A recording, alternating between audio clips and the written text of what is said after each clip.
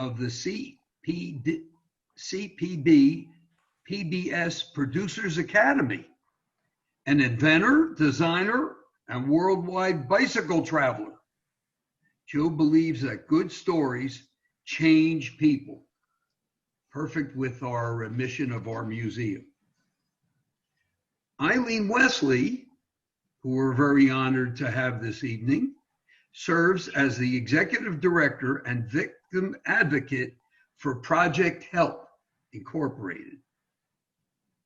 As executive director, Eileen runs and oversees the state certified rape recovery and victim service center for Collier County, which provides 24/7 crisis intervention and advocacy and first response to victims and witnesses of sexual assault, all violent crime, and those facing sudden loss due to homicide and suicide. Wow. Within their rape recovery program, they provide a 24/7 sexual assault response team, which provides immediate and ongoing crisis intervention, support groups, and court accompaniment for survivors of sexual violence. She also oversees the Project Help Forensic Facility, which is the only rape certified recovery forensic exam facility for victims ages 12 and up in Collier County.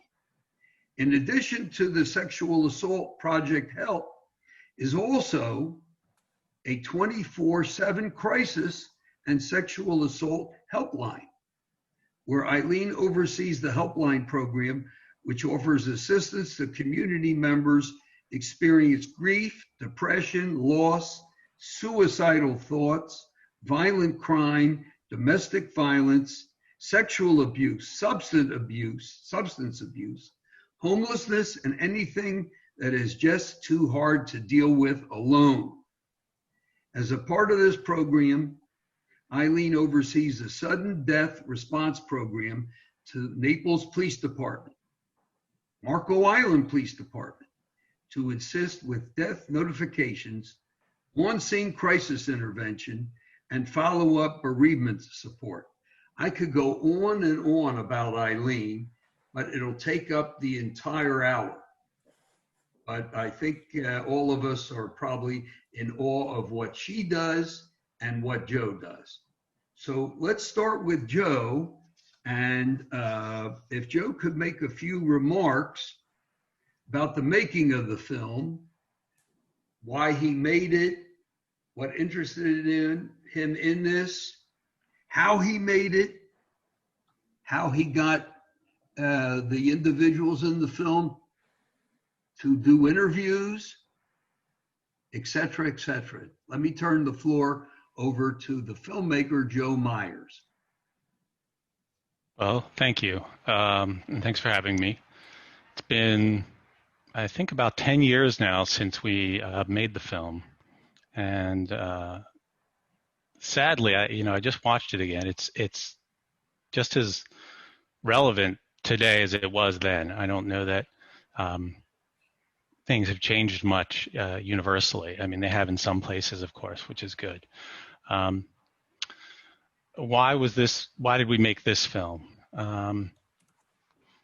We received a grant to do work in the area of domestic violence. And the choice to pursue this story came out of the fact that Detective Deirdre Fishel, the detective who does most of the storytelling, had been part of a fatality review on this case and had sat down and come up with the timeline of Amy's life, and then began to take this story, this timeline, on the road, essentially, to police departments, women's shelters, anywhere where they required more training and understanding of domestic violence, and she would tell this story. And I had the opportunity to go and see this story a few times, and I thought it's a sort of a difficult word to use for this situation, but the perfect story to explain domestic violence to people. The question is always asked, why didn't she leave? And I think without ever directly answering that, you do understand it when you see this film. You understand that someone in a situation like that has a lot to lose, has something that they want to preserve, has a lot of worries about support from law enforcement, about their personal safety. There are just countless reasons why someone doesn't just immediately leave. As well, this story works in that you don't really need to embellish it. If you just sort of list the facts in order as they happened, it is very powerful, and that makes it sort of difficult for people to argue with, and that much more effective. So I don't know. I don't think I need to talk too much more right now unless you have specific question for me. There will be questions Okay. coming up for sure. Let me now turn this over to Eileen, and she will hopefully talk about the services provided by Project Help and the scope of the problem of domestic violence. If she can specifically relate it to Southwest Florida, I think that would probably be of interest to our participants. Sure, I'd love to. As he introduced me, I'm Eileen, and I work at Project Help. And Project Help offers counseling, advocacy, therapy, support groups, accompaniment, and a variety of services to different victims of violent crime. We are a certified rape recovery center. The state of Florida has certified us to be able to be the experts in sexual violence. And me being here tonight is so critical. And I just want to say before I continue that the movie it was so powerful. Being in working with violent crime victims every day, I watched the movie 3 times because I was taking something different away each time. The message in there about, getting help and turning to your support systems was just so evident throughout, and working and getting care. And that's part of what we do in the office. We work very closely with law enforcement. We're actually right down the road from the Collier County Major Crimes Division, and they're in and out of our office all of the time. And just so you know, we do work very closely with the Shelter for Abused Women and Children for clients that can't go home. We don't have a shelter, but we do have the ability when our clients come in, they'll come in for one reason, or maybe they're not sure why they're coming in. And those are the ones that usually disclose domestic violence because they don't know who to trust. I was looking at our numbers this morning before we came in, and between our clients that we have coming through for the last 12 months, we've seen 503 domestic violence victims come through. Now we call them survivors, and we turn them into warriors so they can stand up and move forward and take their life back.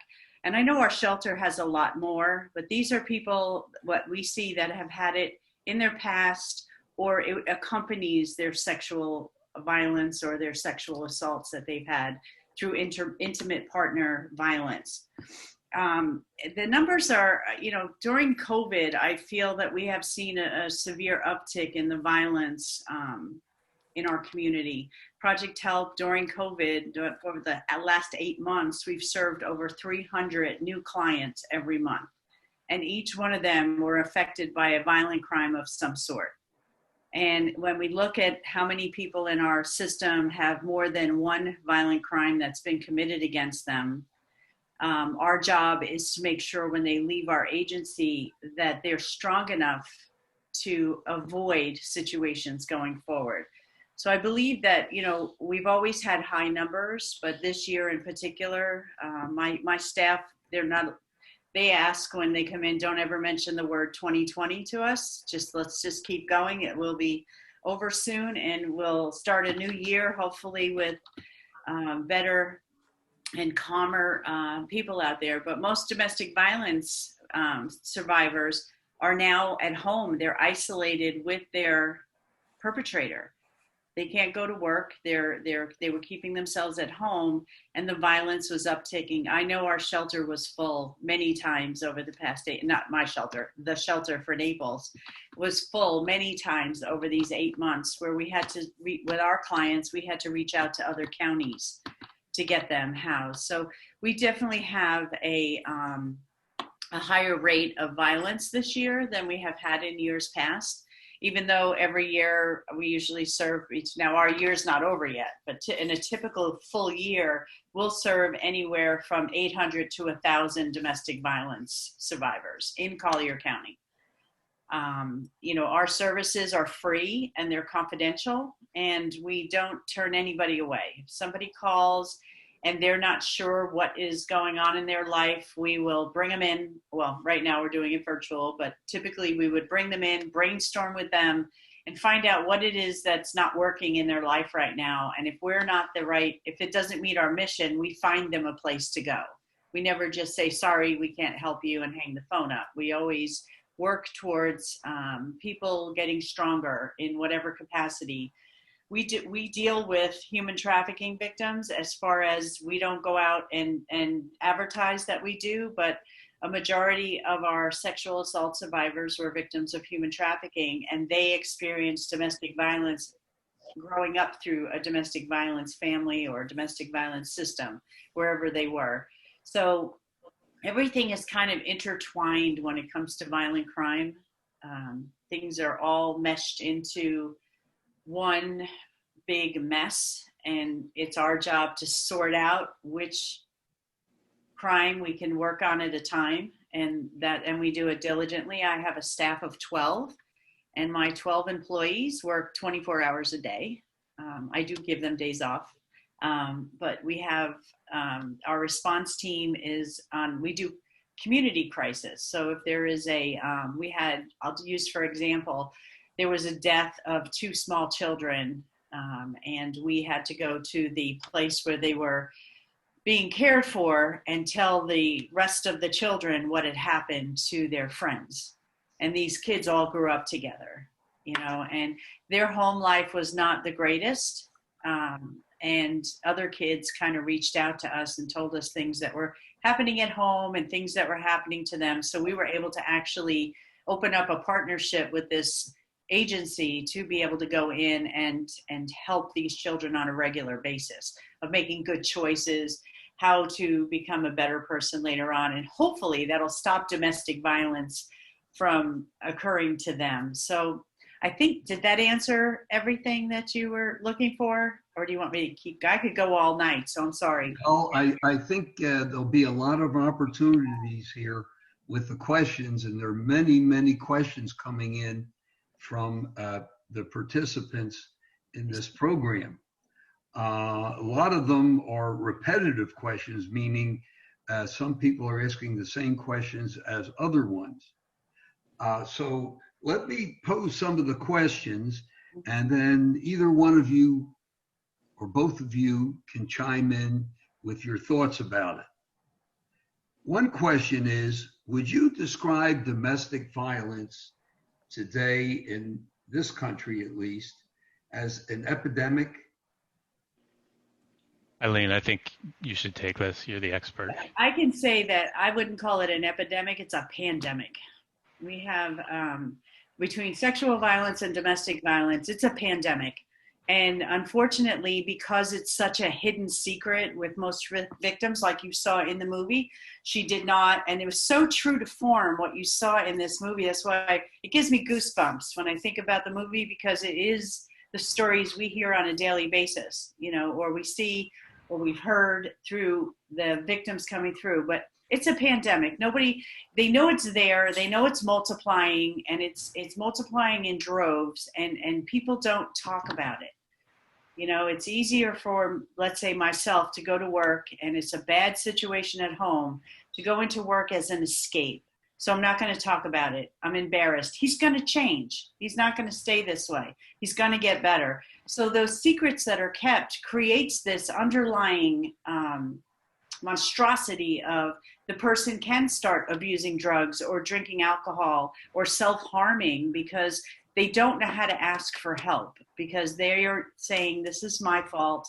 I did something wrong. I have to be better at this. So I don't want to call it an epidemic. It's definitely a pandemic going on.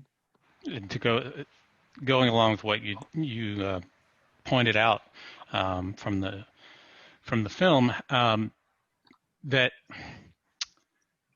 you mentioned that various people in her lives witnessed parts of what was going on with her, and that was one of the most, for lack of a better term, interesting things to me, that there was really no one person who had the whole story.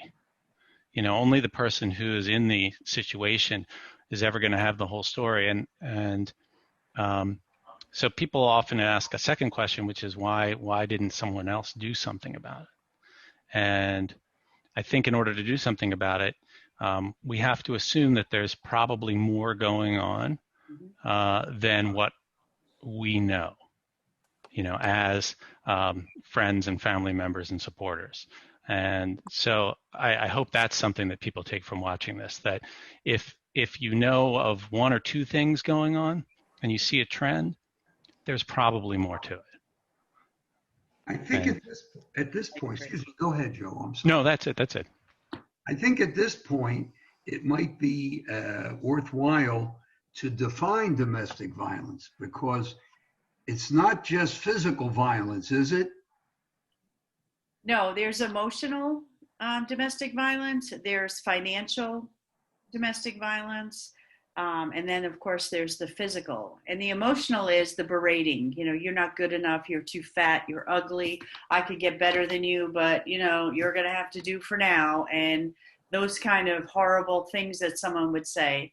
And then there's the financial aspect where people withhold money. I have a job. I bring my money home, but it has to go into his checking account because, he's really good with managing money. And then he's giving her only enough to get to work, only enough to get food for the children. There's never any freedom for her to go and get something. She's got to ask. And it's always ask and then be condemned for it. And then, of course, the physical violence is the hitting and the smacking. And I know that some of the cases that we've had, you can look at the victim and go, well, she doesn't really look that physically abused, but I'm not looking under her shirt. I'm not looking at her legs because she's wearing slacks. They know where to hit to stop themselves from getting arrested. So there's an awful lot that goes on within it. And domestic violence is exactly how it sounds. It's domestic. It happens within the house. And it could be a husband and wife. It could be a boyfriend, girlfriend who are residing in the same building. And the police have, matching addresses. So that's why it's called domestic violence. If my boyfriend, which I have a husband, but if my boyfriend came to my house and started beating on me, that's called assault. But the way I look at it, it's domestic violence because they're in a relationship together. Even though they don't reside in the same house, there's still violence between the two, if that makes sense. One of the questions that's coming up, thank you, is if we suspect domestic violence. I'm thinking back now many, many years when I was first married and my wife and I would go out with other couples. And I can think of a few very clearly where the husband verbally was so abusive towards the wife, I said, we can't go out with those people anymore. It was horrible. What can people do? What should I have done, if anything? I don't know if you want to say something, Joe, first, or... Sorry, I had to unmute myself. I'll just say a few words because clearly you deal with this every day. But it's a difficult situation to be in because if you take the role of berating the person who is facing the abuse for not leaving or for not getting help or for not talking to you more about it, then you may just force that person to turn away even further and be deeper in a more dangerous situation. Being available to listen, but having a light touch is the best advice that I have gleaned from the people I've worked with when making this project. And that can be really difficult to do when you see someone who is facing this and is in pain on a regular basis. And I just want to add, that was good. That was great. That was really good, Joe. But if you noticed in the movie, the women that she worked with were, I kind of noticed that after they started dating, she became a little more paranoid at work.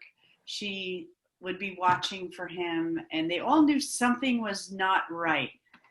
So you want to be super careful about when you see something, or you have a friend that you think may be in a domestic violence situation, or you have someone, like Steve said, they were berating them at dinner time.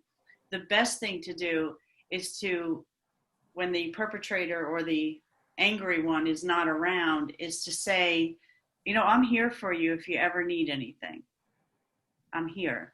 I'm a good listener. I can help you if you feel there's anything wrong, because I was uncomfortable for you during that situation. So I want to let you know that I'm there. If a woman says I have to, or men are abused too. It's 1 in 9 men are victims of domestic violence every year. That is quite a large number. So it's not just women that are abused, it's men as well. So if somebody wants to get out, we usually will say, why don't you come into our office? Let's sit and safety plan. The most dangerous time for a woman, as you saw in the movie, is when they're leaving. They're done. I'm ready to make that move. They need guidance to do that. And I know the shelter has a great safety planning that they incorporate on every client. We do the same thing. We sit them down and say, you're ready to leave? Okay, we've got to do this right. I want to go get my stuff from the house. Let's get a law enforcement officer to go with you, just to accompany you as a witness. They're not going to go in there and arrest him unless he puts his hand on her, or him, or she puts her hand on him.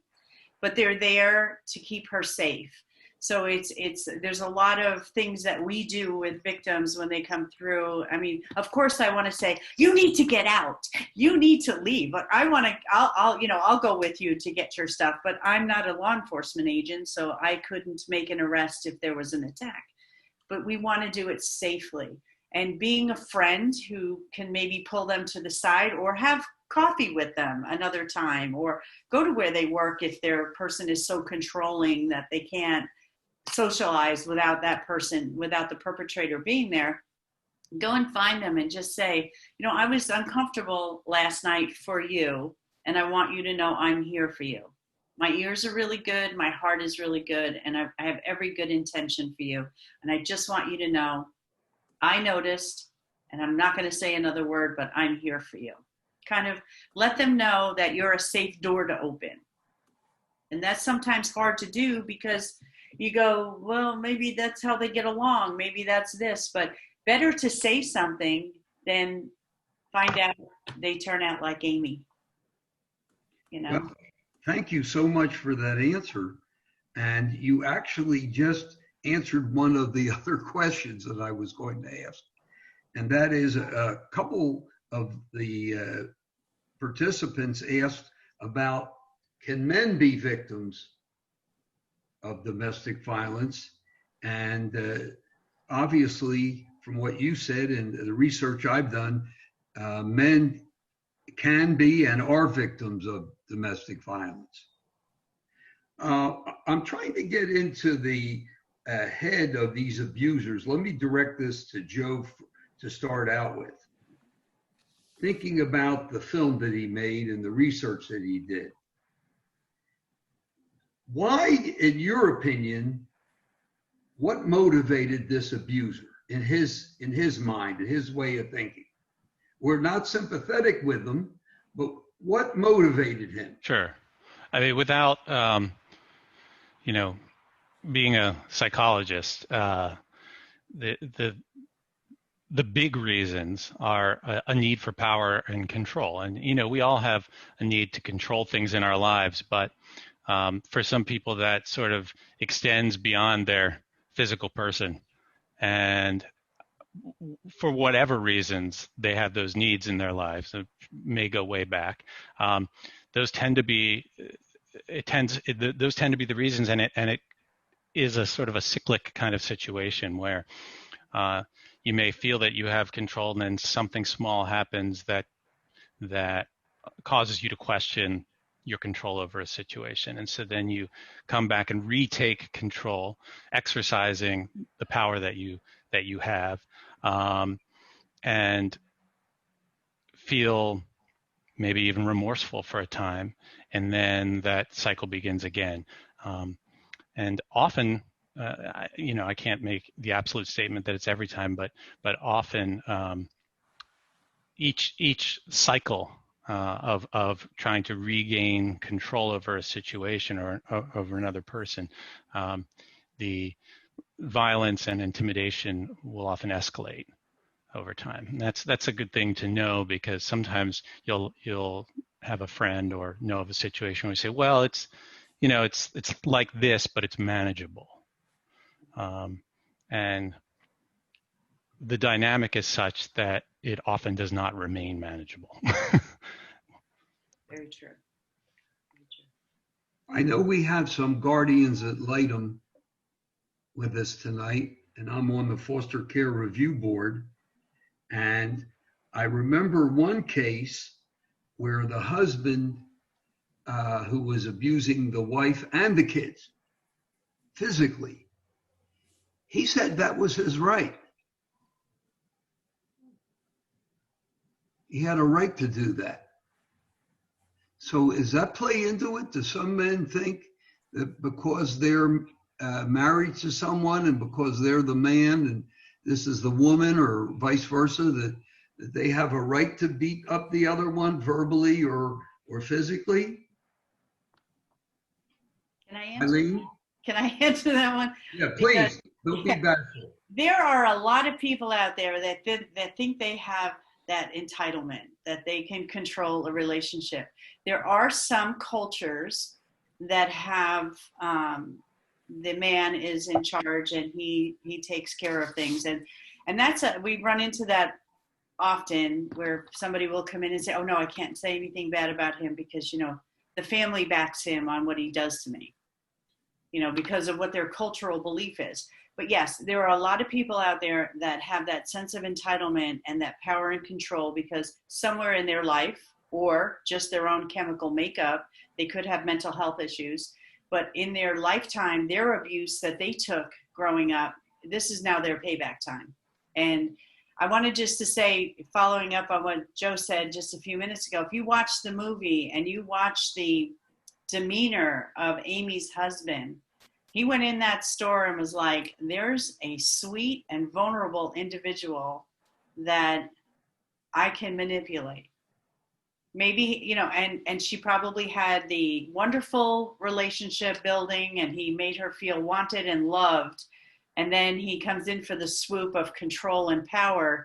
And then when she realizes, they go into what they call the honeymoon phase, where I'm going to make it up. I'm going to bring you flowers. I buy you a piece of jewelry. I try to make it up. And then, okay, she's doing good. All right. She believes that I'm a good guy. And then boom, they manipulate again. And I believe that mental health has a lot to do with some of the reactions you get, but there's also just that sense of entitlement. Their dad treated their mother the same way, or their mother treated their father the same way. And they don't, I'm not going to say this is not an excuse, but they don't know any better. Nobody's ever said this is what a good, healthy relationship is. They've only seen unhealthy relationships, or they have dependency issues. They're drinkers, or they do drugs, or they're mentally ill. I mean, there's a lot of a narcissist. We have our little saying before we go into staff meeting: we don't judge a narcissist until we can prove it. But most domestic violence perpetrators have a level of narcissism that they are perfect and you're going to bow down to me. So there's many reasons why they're that way, but yeah. Now, there are two questions that came in that really directly relate to the mission of our museum. And that is someone who's a bystander. One of the questions was, is it really our business if we see somebody who's abusive physically or emotionally towards another? And the other question, again, I think it relates directly to what we talk about at the museum, is our silence just as powerful as approval? Either one of you want to tackle those tough questions? I mean, I don't even need to offer an explanation. I'd say yes.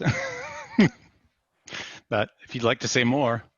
Well, we always talk about bystander intervention. That's how we want to see the world starting to turn. You know, when you see a man harassing a woman or a woman harassing a man, there's 3 Ds you can do. You can distract, you can be direct, or you can, oh shoot, it just went out of my mind, but I'll get back to it. But the silence is, I don't want to say that it's saying yes. It's not knowing what to do, not knowing how to step forward, how to intervene in a situation. And also, you know, I feel that it is to the victim a sense that, well, nobody's saying anything, so I guess it's really not as bad as I think it is. You know, and they kind of take that inside. And like Joe was saying earlier, victims don't always tell you the whole story. They'll tell me a little bit, they'll tell you a little bit, they'll tell someone else a little bit, and nobody has the complete story of what's actually happening in their home or in their life. So people don't know how to jump in and say something because maybe I don't know enough. Should I or shouldn't I? I say jump in, but do it quietly on the side, because you don't ever want the perpetrator to know that there's somebody out there earwigging good intentions, because that can turn into be the violent ending that we don't want to see. I know from our discussion prior to the start of the program, there's some few questions that you always get. And I've had people comment about this when I discuss domestic violence with them. One question, why don't they just leave? I know you hear that all the time. Why don't they just leave? Why didn't Amy just leave?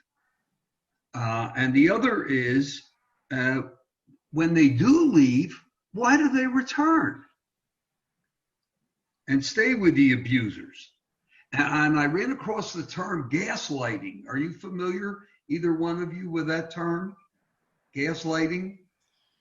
Yeah, but I don't know if gaslighting is, you know, when somebody meets someone, like Amy met her husband, and he was charming. He was sweet. He was kind. He swept her off her feet. She found love with him.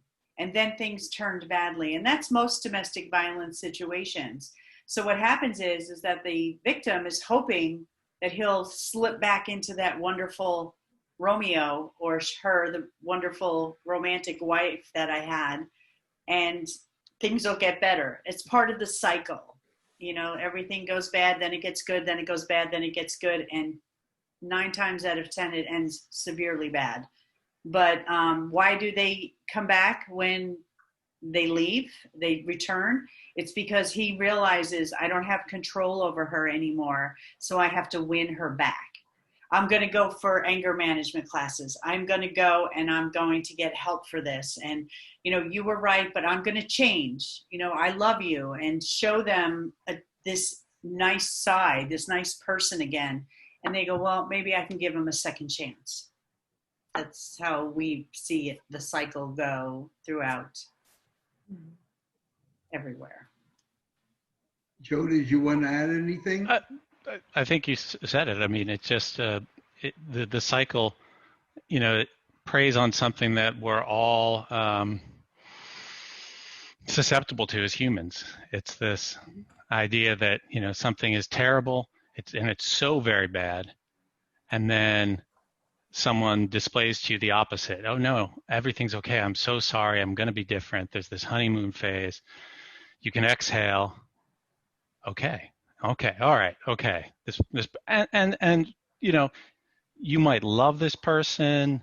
have children with this person. There's all these additional reasons that are layered on top of that. Financial reasons. You know, people sometimes even believe that what's going on might be their fault in some way, or they've been convinced of such things.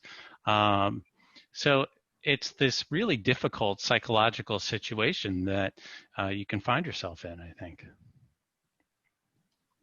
Let me get to, Susan, do we have time for a few more? There's so many questions came in. It's really there are wonderful. a lot of questions. There's also an interesting one here, Steve, that I think just came to me individually, that I think is a little bit different and interesting. About the legal side of this question, is there any work being done to change the laws to enable those who are not immediately in the situation but know of it to report the abuse and have something actually be done?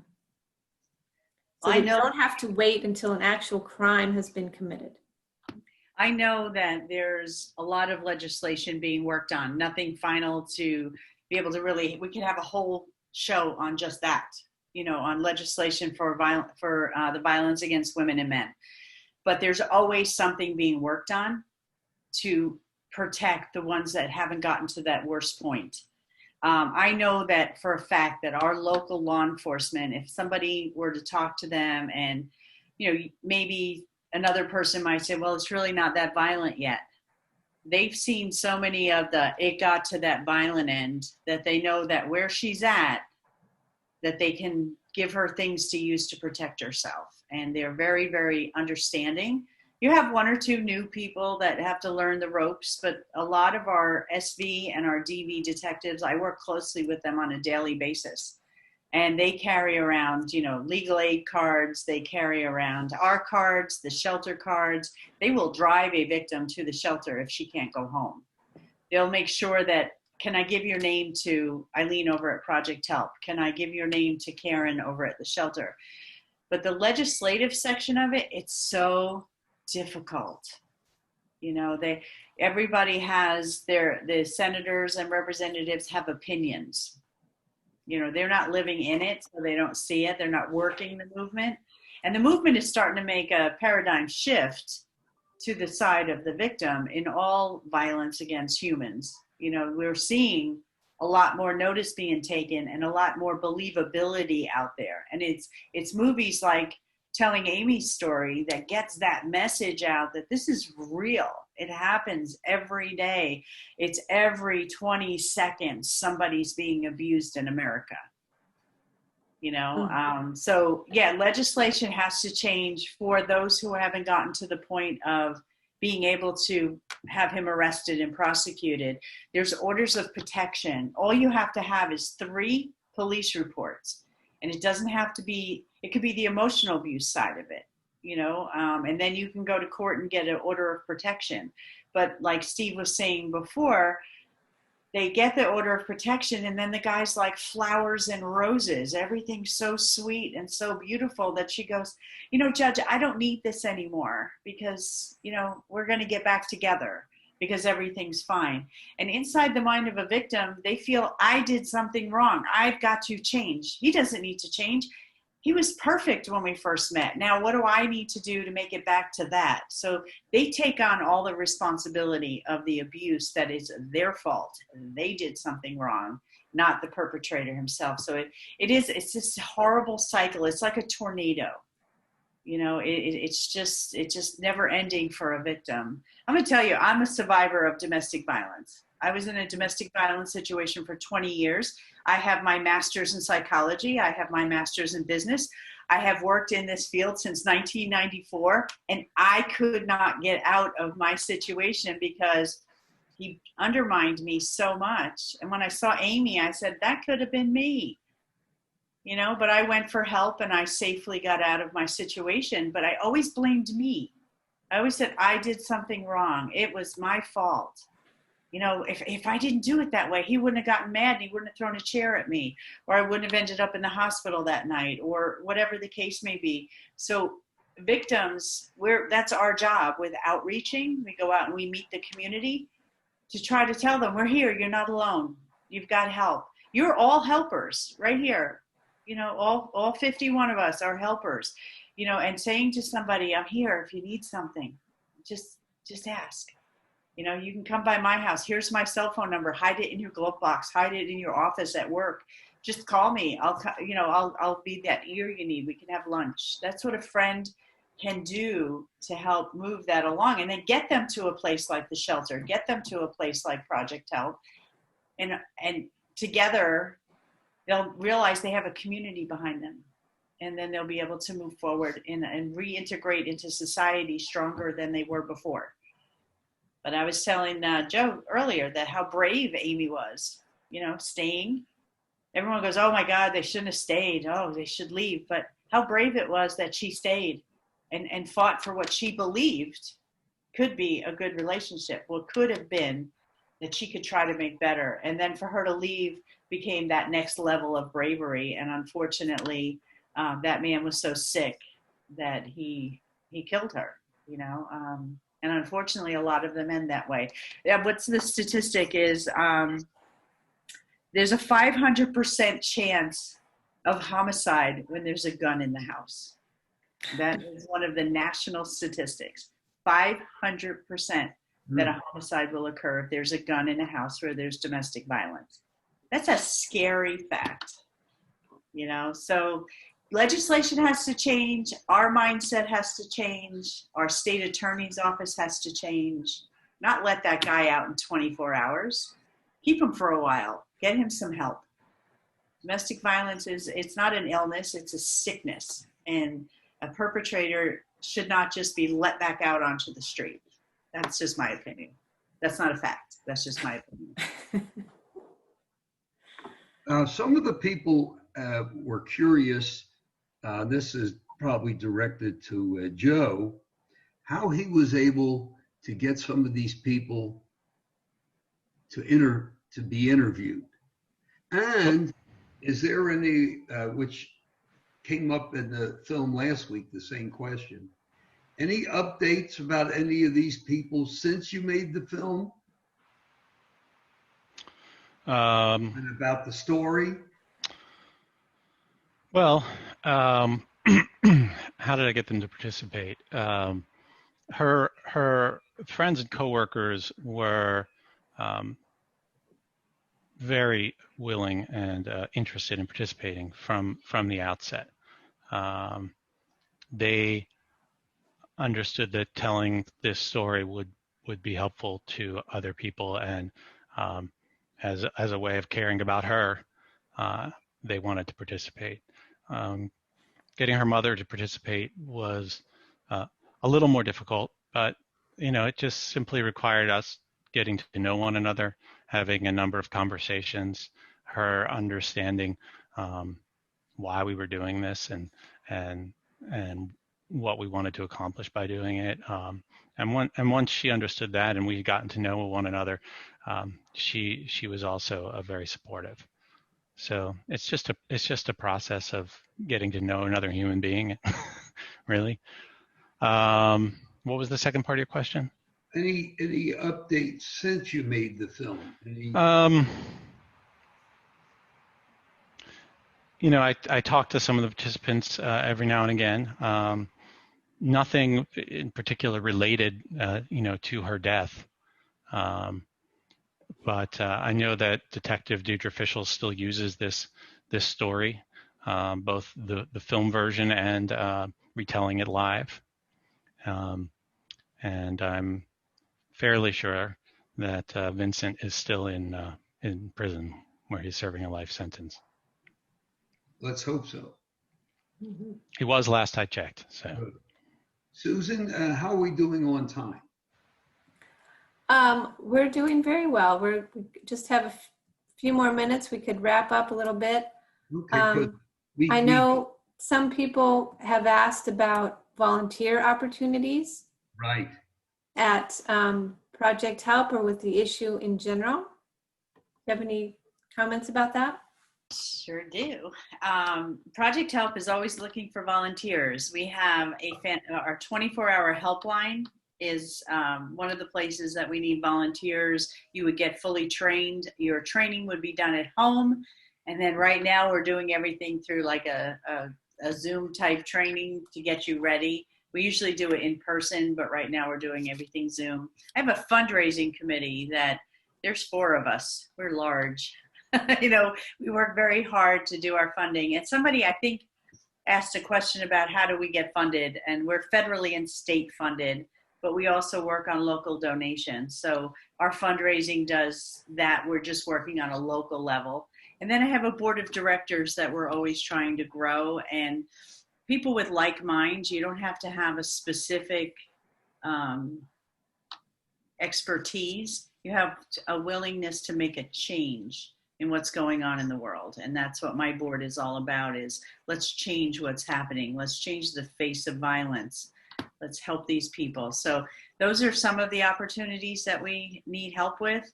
Our helpline, like I said, you'll get trained and there are all kinds of calls. It's a little intimidating, but once you start helping someone and you feel that reward, it's a wonderful, wonderful feeling. So those are the opportunities we have for volunteering.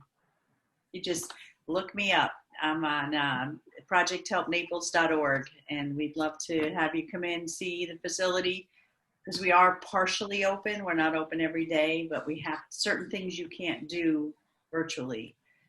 So we do some of the work in person. Love for you to see our facility and meet our staff. They're absolutely magnificent individuals. Every one of them, I'm proud of each one of them. One final question that a number of people have asked. What about children in a household that are exposed to this domestic violence? Now, Amy had children, if I remember.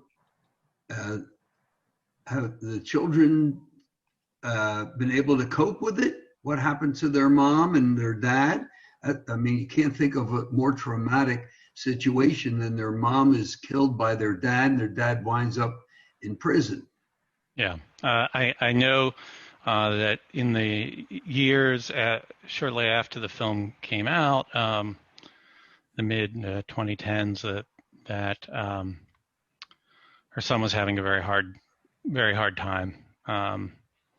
I know that they want to keep his life somewhat private, but that it was difficult for him. And interestingly, going back a generation, and this is not part of the film because the film isn't a film to ask questions why abusers are abusers, but you know, it is the case that Vincent's father was very abusive towards his mother. So he clearly witnessed that in the house when he was a kid. And we consider children and parents of the victim and, you know, anybody who's close to the victim a secondary victim, and we serve them as well. You know, you don't realize the like you're saying, Steve, the trauma that they go through. So when we bring children in that are either, some have witnessed the father raping the mother or witnessed the mother being raped or beaten, we take them and they immediately, we go right into therapy. They do play therapy, art therapy. We get right into let's get them healed as quickly as possible. And because that is such a reflection on what could happen to them when they're adults. I think, I hope I'm speaking for the participants tonight, excuse me, in saying that, Joe, you've done a fabulous public service in making this film. Thank you. And Eileen, what you do is just amazing. I'm in awe when people help others like this. And I hope I'm sharing the views of everyone who is participating tonight.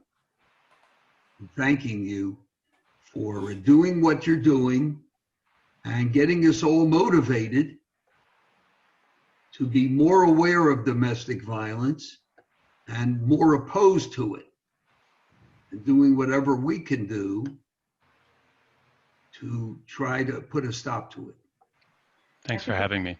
Yeah, I really appreciate it. I'm sure Joe does too. And I hope I speak for Joe when it's nice to look at a room full of so many people that didn't hang up on us. Like they didn't click out of the room. They didn't run away because of the sensitive subject we were talking about.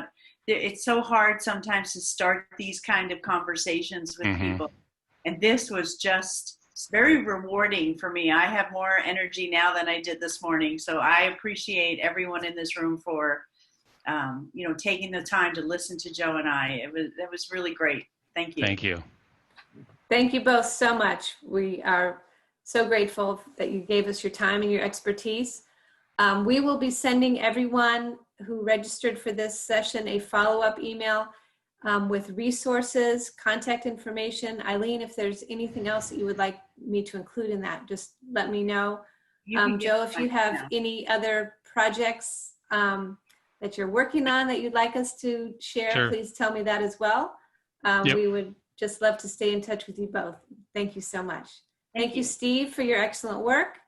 Thanks, everyone, for joining with us, and we hope to see you soon at the museum. Thank you. Thank you, everyone. Stay well. Yes, stay healthy. Exactly. Yep. Thank you. Nice to meet you, Joe. Thank you, Eileen.